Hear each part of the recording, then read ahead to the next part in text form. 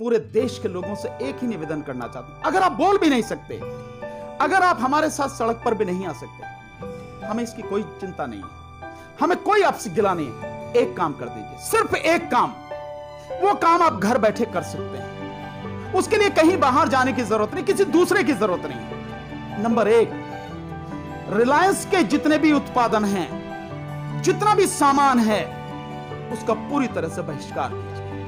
जितने भी इनके शोरूम हैं, देश में तकरीबन 8,784 इनके दुकानें हैं, शोरूम्स हैं, किसी पर भी कोई सामान लेने मत जाइए। क्या रिलायंस जब इस देश में नहीं था, हमारा जीवन नहीं चलता था? हम भूखे मरते थे क्या? हम जिंदा नहीं थे क्या? शान से नहीं जीते थे, इज्जत से नहीं जीते थे क्या?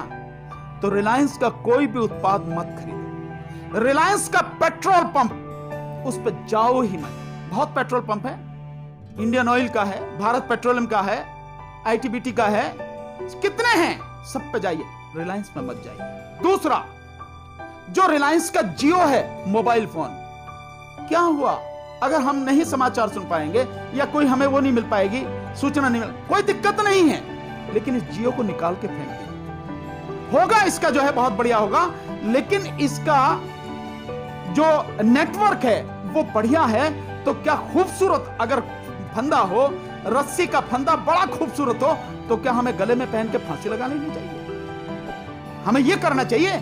नहीं ना, क्योंकि ये लोग जो काम कर रहे हैं, ये पूरी हमारी आने वाली पीढ़ी को तबाह करने का काम कर रहे हैं, इस देश को बर्बाद करने का काम कर रहे हैं। इसलिए जियो को जितनी जल्दी हो सके छोड़ दीजिए। दूसरा, ये जो न्यूज चैनल्स हैं, न्यूज चैनल्स में हम अपनी इच्छा को काबू नहीं कर सकते।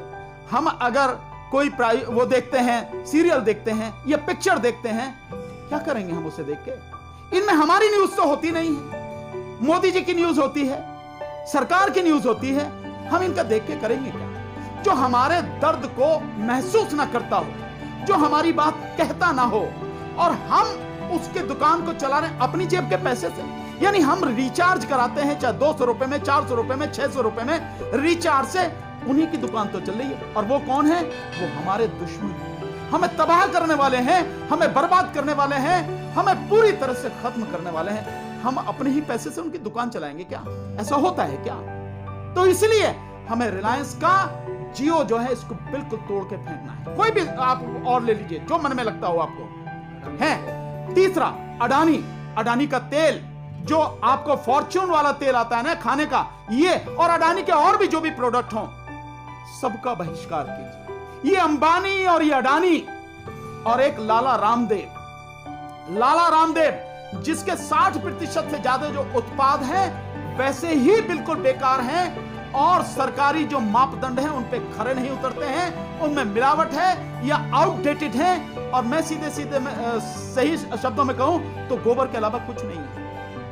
उनको छोड़िए बिल्कुल, क्योंकि ये लोग वो हैं जो इस देश को तबाह करने पर तुले हुए हैं, जो इस देश में सरकार के पिट्ठू बनके या सरकार के साथ मिलके इस देश की आम जनता को, गरीबों को लूटने और उन्हें खत्म करने के लिए प्रयास कर रहे हैं। उनकी जमीन, उनकी जायदाद, सब कुछ बर्बाद करना चाहते हैं। तो मेरा आपसे निवेदन यही है, रिलायंस यानी अंबानी और अडानी और लाला रामदेव, इनका बहिष्कार, और हर तरह से जो आपका ये न्यूज चैनल्स हैं, इन टीवी पर, अपने घर का जो टीवी है ना, वो टीवी नहीं है, टेलीविजन नहीं है, वो टीबी है, ट्यूबरक्लोसिस टीबी की बीमारी है, 6 रोग है, उसको बंद कर दीजिए, आज ही से उसको देखना बंद कीजिए।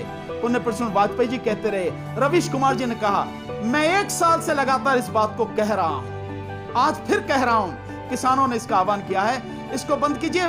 घर में रह के भी आप इस किसान आंदोलन की मदद कर सकते हैं, देश को बचा सकते हैं। बस इतना ही आपसे, बहुत बहुत शुक्रिया, धन्यवाद सर।